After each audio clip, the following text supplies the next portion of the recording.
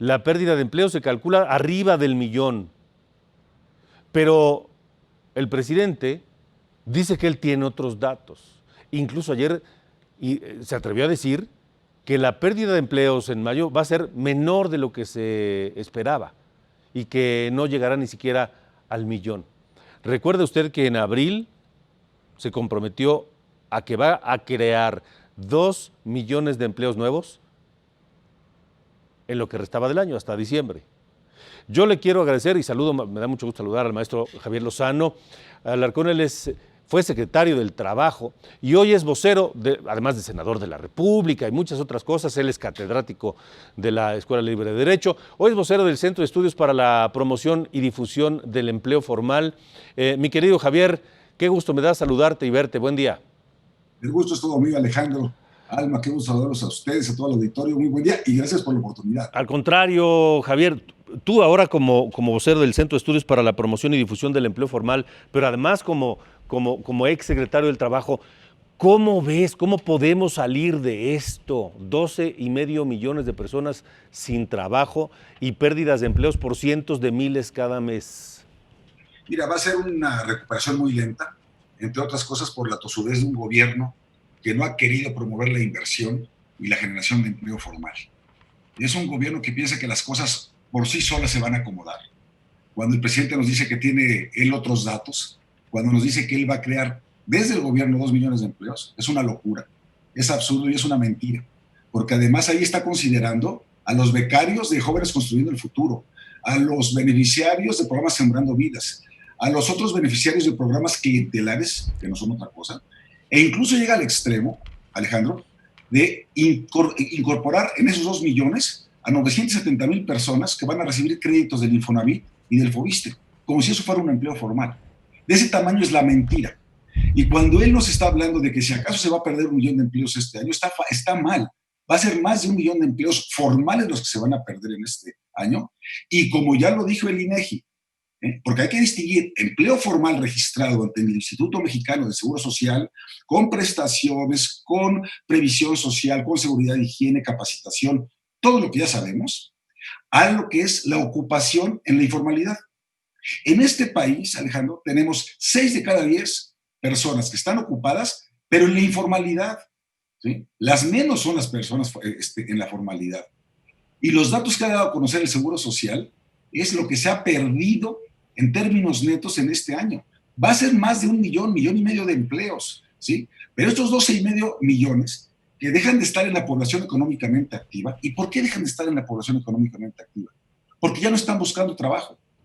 Pero si estuvieran buscando trabajo, la tasa de desocupación en México sería del 24%, cosa nunca antes vista. Entonces, el presidente, por más que diga que tiene otros datos, la verdad es que no tiene idea. ¿Por qué? Porque no le gusta la economía, porque no sabe de esto. Para él la economía es la economía moral, no la economía real. Por eso nos habla de un crecimiento que ya no importa el PIB, sino el bienestar del alma. Porque ya no le convienen las métricas que son tradicionales y con las que en todo el mundo vemos el desempeño de la economía y de la generación de empleos. Javier, tú acabas de dar un dato muy importante. Nunca antes había ocurrido lo que estamos viendo ahora y lo que se perfila. Nunca antes 24% de desempleo. Es un dato brutal. Y esto, y no lo digo yo, ve los tweets de ayer de Jonathan Heath, subgobernador del Banco de México. Además, fue nombrado o propuesto por el propio presidente. En este gobierno, sí. Este gobierno. Es decir, son aterradoras estas cifras, porque si esos 12.5 millones de personas manifestaran que están buscando activamente un empleo, entonces la tasa de desocupación se nos va a 24%. Y tiene toda la razón, porque la gente que se quedó sin empleo y sin ingreso, dice, ¿para qué salgo a la calle, por Dios, si todo está cerrado, si no hay empleos más que en las áreas estratégicas? Entonces, sí son datos aterradores. ¿Y cómo regresar a la normalidad? Ahí sí a la normalidad a secas, va a ser dificilísimo, porque tenemos también nuevamente un gobierno testarudo que no quiso, sobre pretexto de no querer hacer fobaproas, que nadie le estaba pidiendo eso, por lo menos darle un ingreso mínimo a quienes se quedaron temporalmente sin una chamba, sin un empleo, ¿sí? Y si hubiéramos hecho lo que en el 2009 con el presidente Calderón, a través del Servicio Nacional de Empleo que existe en la Secretaría de Trabajo y Previsión Social, lo que hicimos fue decir, a ver, tu empresa le das una tercera parte de ingreso al trabajador. Yo, gobierno, le doy la otra tercera parte y la última tercera parte que la absorbe el propio trabajador. Lo hacemos durante el tiempo que dure esta emergencia, pero que no se rompa la relación laboral, que no se pierda el empleo formal y que no se quede sin ingreso esa persona y esa familia. ¿Por qué no hicieron algo igual ahora? ¿Y por qué? Porque todo ese dinero, en lugar de aplicarlo para la gente, se lo está llevando a estas obras faraónicas, inútiles, elefantes blancos en el sureste, como es el Tren Maya o la refinería de Dos Bocas. Esto, te digo algo, es criminal.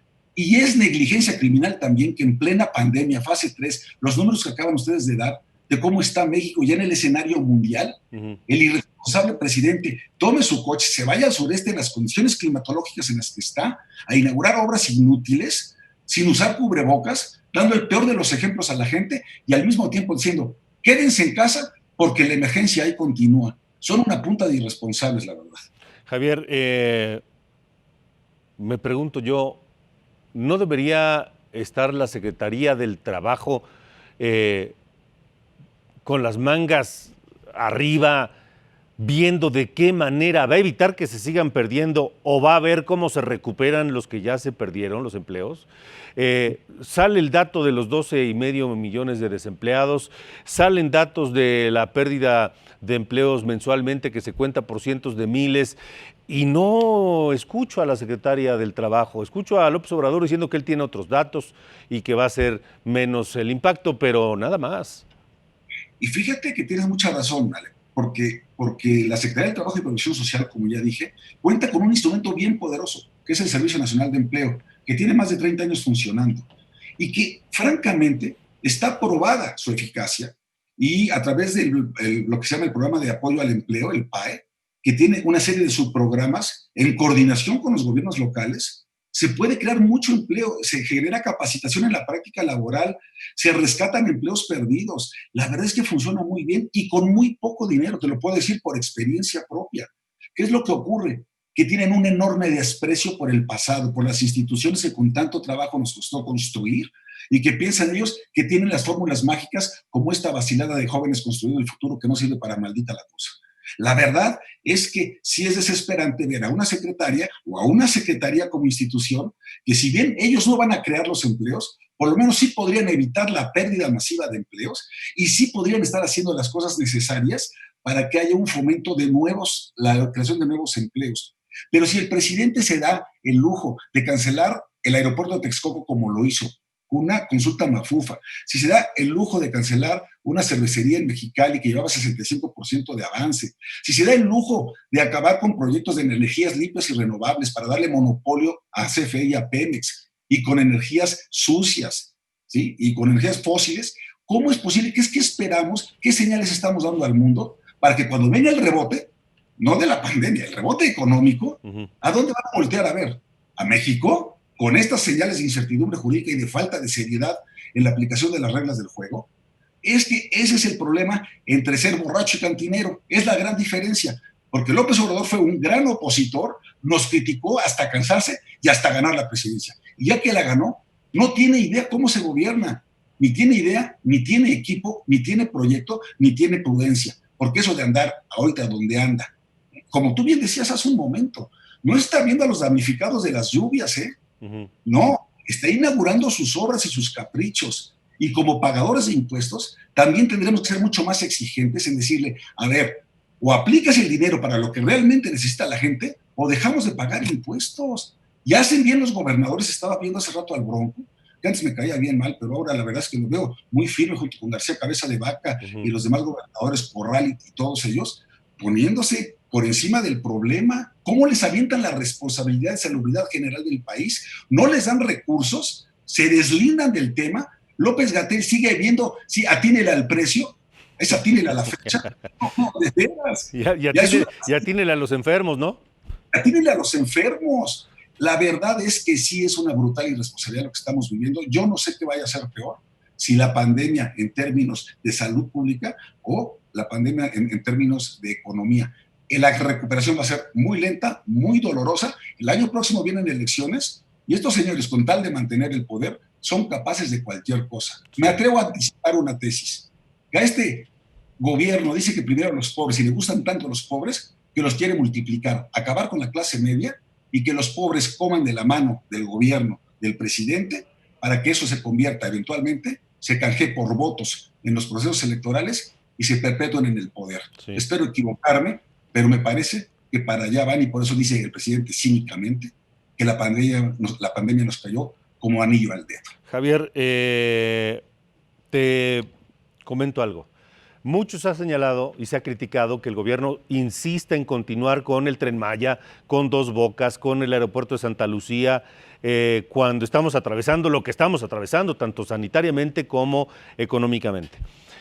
Pero nadie ha volteado a ver otro proyecto al cual no le encuentro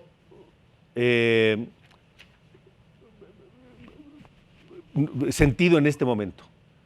10,000 millones de pesos a la reconversión a este proyecto cultural de la tercera sección del bosque de Chapultepec o la cuarta sección que se quieren inventar del bosque del Chapultepec. 10,000 millones de pesos, Javier. Sí, son puras ocurrencias. La verdad es que no hay una planificación, no hay una planeación estratégica.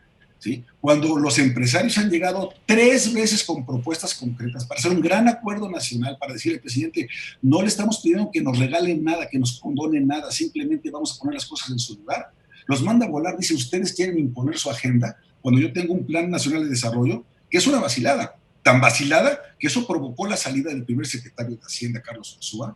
¿Por qué? Porque era muy poco serio.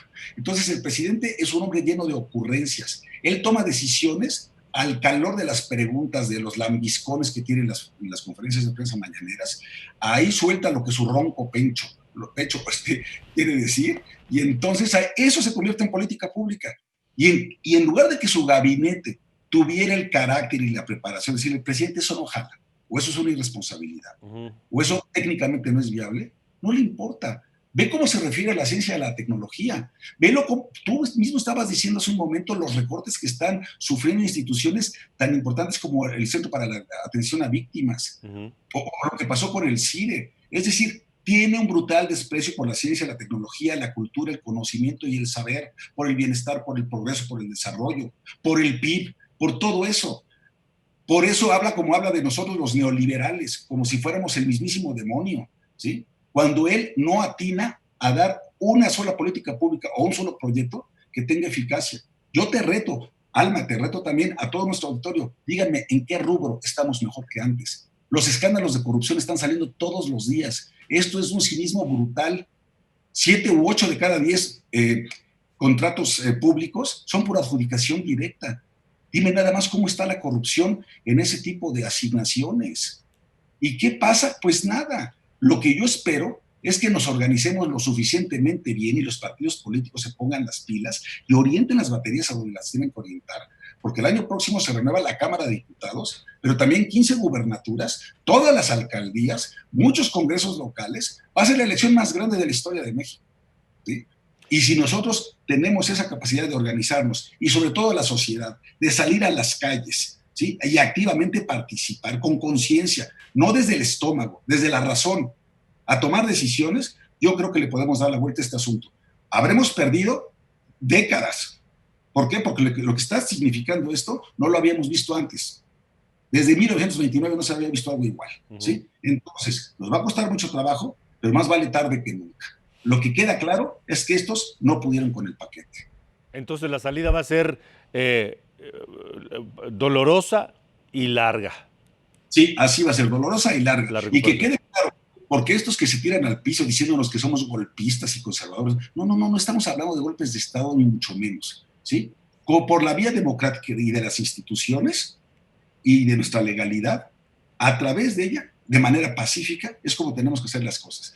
Pero el regreso económico va a ser muy, pero muy lento. Tú nada más dime, los que se quedaron ahorita sin empleo, para cuando puedan regresar con seguridad a las calles, al transporte público, a tocar puertas, a que les abran la puerta y que les digan, sí tienes trabajo, ¿cuánto puede pasar entre la combinación de no tener la vacuna, el medicamento, y que la economía esté estancada? Sí. Va a ser mucho tiempo.